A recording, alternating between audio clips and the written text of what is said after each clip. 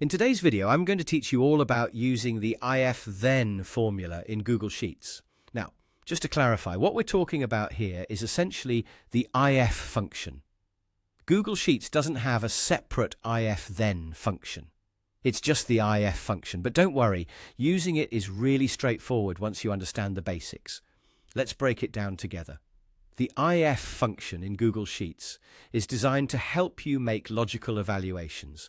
Its purpose is to check whether a certain condition is met, and then return a result based on whether that condition is true or false. The function itself requires three parameters. The first parameter is the logical expression or condition you want to test. Consider this the question you're asking Google Sheets to answer. The second parameter is the value you want returned if that condition happens to be true. Think of this as your then result. The third parameter is the value to return if the condition is false. So it's like saying, if this is true, then do this, otherwise do that. Let's set up a practical example to make this all a little clearer. Imagine we have a spreadsheet, and in that sheet, we're particularly interested in what's inside cell F3. Our goal is to check if the content of cell F3 is equal to the number 1. To build this, we start writing our if function like so. If followed by our logical expression, which is F3 equals 1. You simply type it as F3 equals 1. Making sure that there are no spaces in between. After the logical condition, you add a comma to signify you're moving on to the next part, the then value if true. For this example, we'll say that if F3 equals 1, we want the function to return a specific message. Let's have it say, has a 1.